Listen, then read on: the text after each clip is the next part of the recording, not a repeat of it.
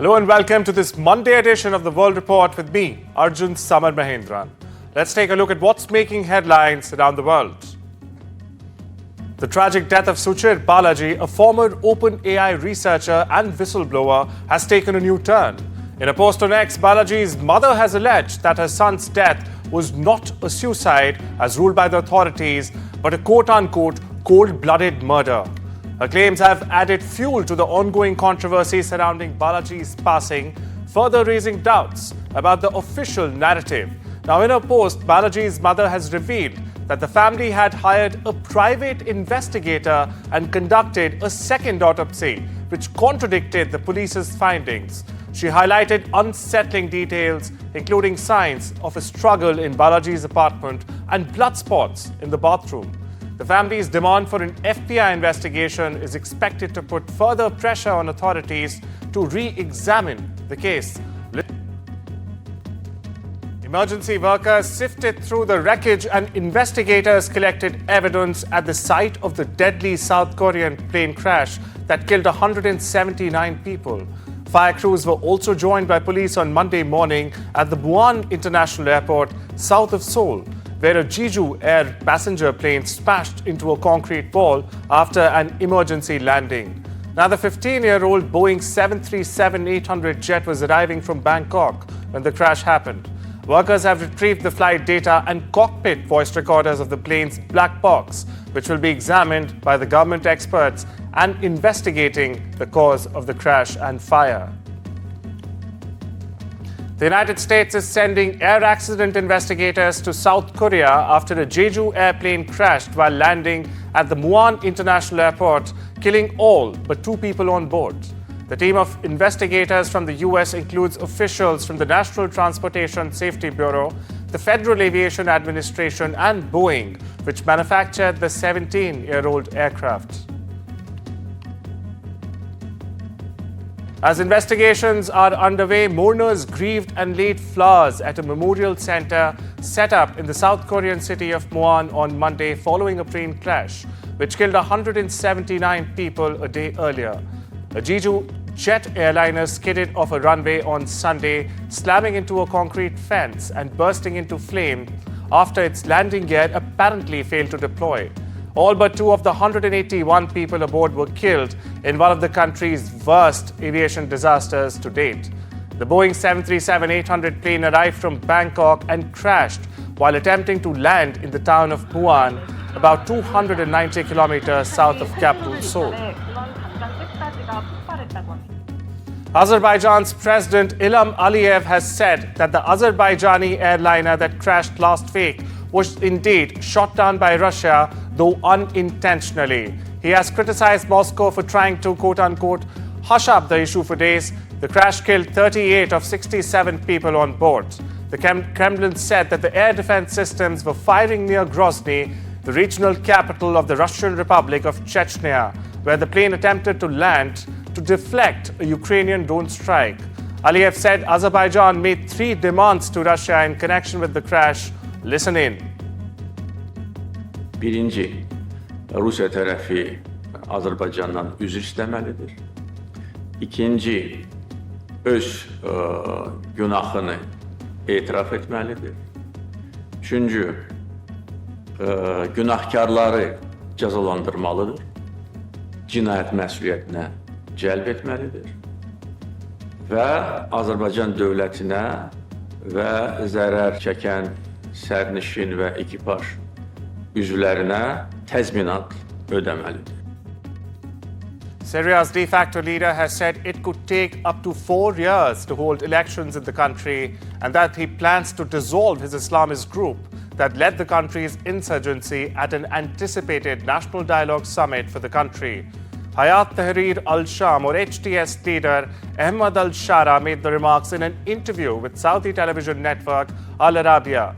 It comes almost a month after a lightning insurgency led by the HTS overthrew President Bashar al-Assad's decades-long rule, ending the country's uprising-turned civil war that started back in 2011. Russia has claimed taking control of another settlement as part of its ongoing offensive in Ukraine's eastern Donetsk region, while Ukraine, on the other hand, has reported repelling multiple Russian attacks. Now, the Russian Defense Ministry said in a briefing that its forces captured a village some 12 kilometers south of the city of Pokrovsk, a key front in Moscow's operations in the area, over the past 24 hours. Meanwhile, the General Staff of the Ukrainian Armed Forces has reported 133 battles on the front lines as of Sunday afternoon, with the Chernihiv, Kharkiv and Sumy regions being continued to be attacked by Russian forces. Israeli Prime Minister Benjamin Netanyahu's office has said he is awake and recovering well after a successful prostate removal surgery at Jerusalem's Hadassah Medical Center. It added that the Prime Minister has been moved to an underground fortified recovery ward. Meanwhile, Netanyahu's defense lawyer on Sunday requested that the Jerusalem District Court cancel the hearings in which the Prime Minister was scheduled to give testimony in his criminal defense trial this week. Netanyahu began his testimony as the first witness for the defense in his trial on the 10th of December and has testified in court for 6 days so far. Qatar's Prime Minister Sheikh Mohammed bin Abdul Rahman bin Jassim Al Thani met with a Hamas delegation headed by a senior official Khalil Al Haya in Doha on Saturday to discuss possible ceasefire in the war-ravaged Gaza Strip. At the meeting, the two sides spoke about the latest progress in ceasefire negotiations and discussed how to promote negotiations, apart from ensuring a clear and comprehensive agreement to end the ongoing latest round of the Palestine-Israel conflict. Former US President Jimmy Carter has died at the age of 100 after roughly 22 months in hospice care. The Carter Center said the 39th President of America died Sunday afternoon at his home in Georgia's Plains, where he and his wife, Rosalind, who died in November 2023, lived for most of their lives.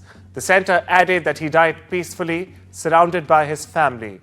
US President Joe Biden broke from his family vacation in the US Virgin Islands to remember Carter, recalling his predecessor as a role model and a friend. America and the world lost a remarkable leader with Carter's death, Biden said, adding that he had spoken to several of Carter's children and was working with them to formalize memorial arrangements in Washington. Listen in. I think I've spoken to all the children. Maybe some I just got off the phone with. I think there were, I don't know how many on the phone, but I think. And I've spoken to some of the friends of the family. They're helping with the services.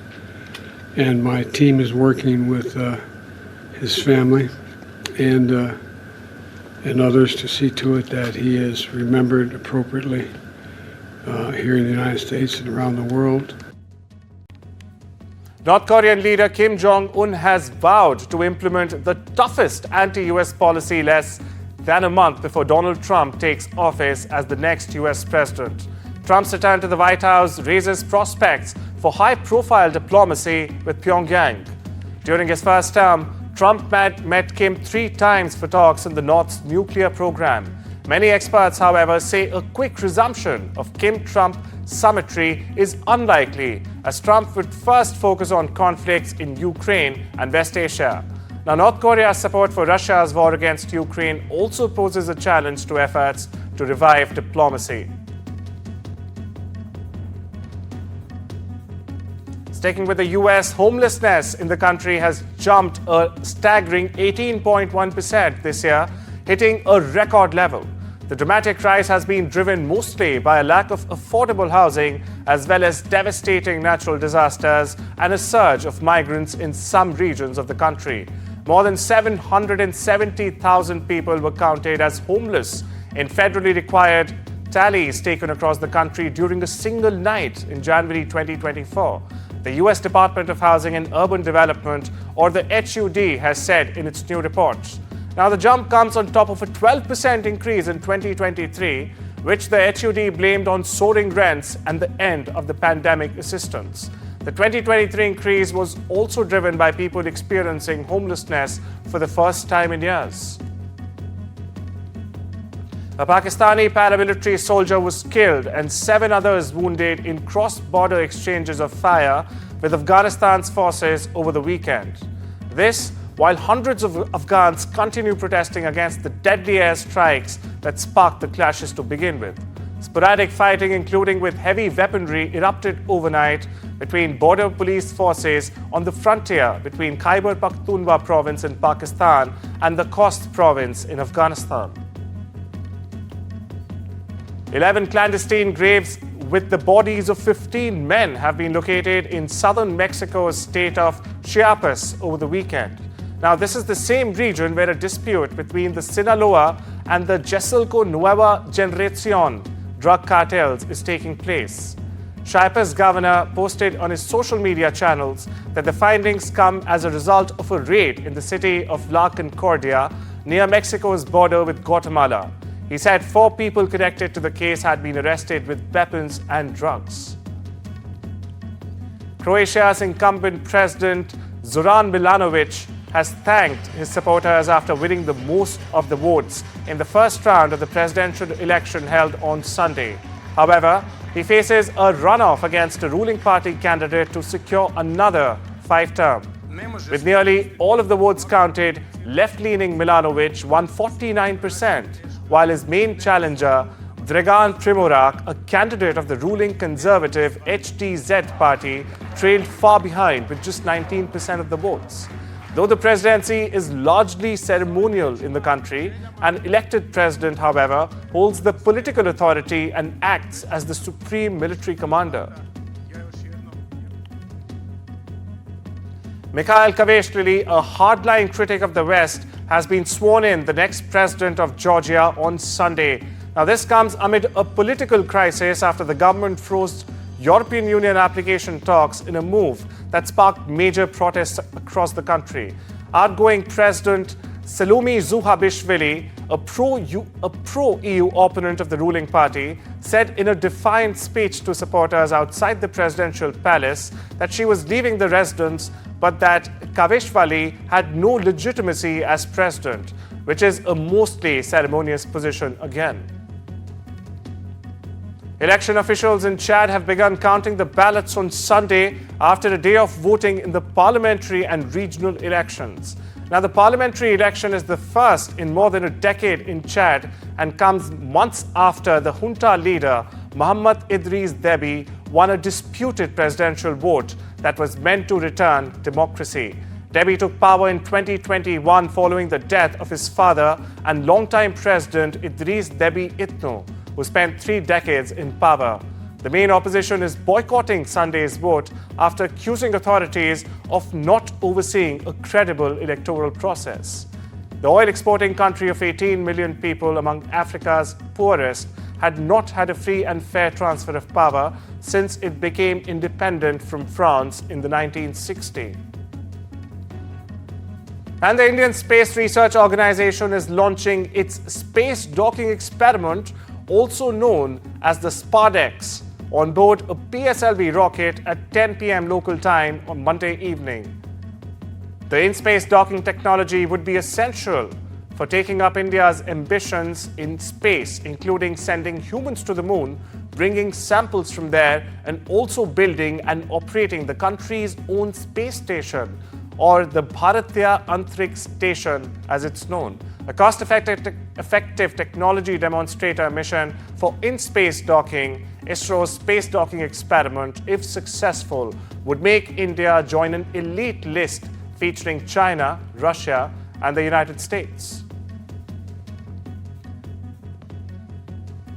Peru's Navy said on Saturday it rescued about 30 fishermen who had been stranded at sea as giant waves hit the country's northern coast.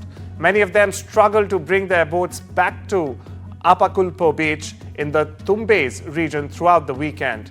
Defense Minister Walter Astudillo followed the rescue operations from an army helicopter to fly over the most affected by the giant waves in Tumbes. The swells began battering the north of the country on Friday. A strong storm system is threatening to whip up tornadoes in parts of the U.S. Southeast a day after severe weather claimed at least 2 lives as twisters touch down in Texas and Mississippi. Strong storms moving eastwards are expected to continue producing gusty, damaging winds, hail, and even tornadoes through Sunday. That is according to National Weather Service meteorologist Frank Pereira. Footage obtained by Western media shows what looked like a large funnel cloud traveling through the town of Mississippi's Brookhaven on Sunday. It's time to slip into a short break. I'll see you on the other side.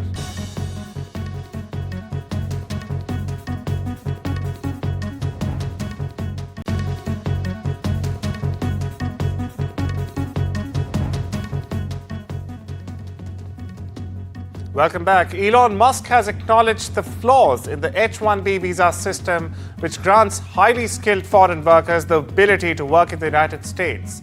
Now, Musk admitted the program was broken and called for significant reform to address concerns about its misuse. In a series of posts on social media X, Musk responded to criticism of the H-1B visa system, particularly claims that it allows the hiring of low-wage foreign workers, especially in the tech industry.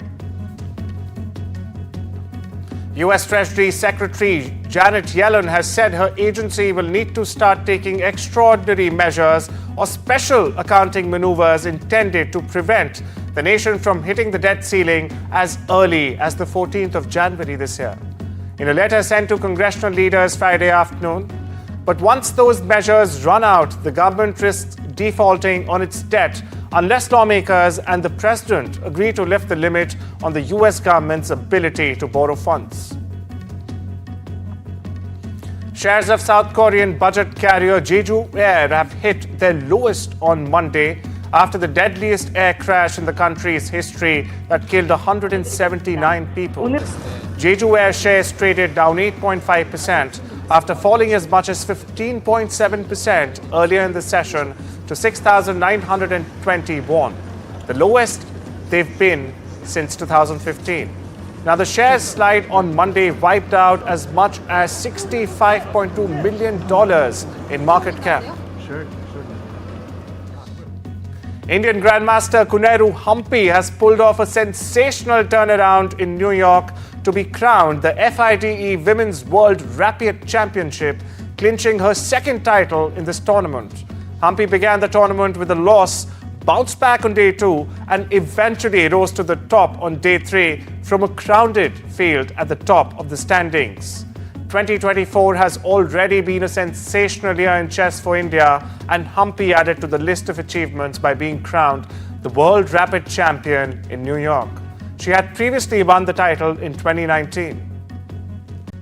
And while preparations are underway for London's much-anticipated New Year's Day parade, the event, which will be headlined by singer Peter Andre, will see thousands of performers entertain the crowds along a 3-kilometer route through the city's West End on the 1st of January.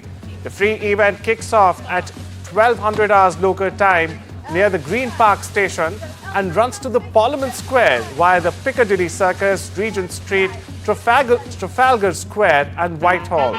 Organizers say there will be just under 10,000 performers in the parade.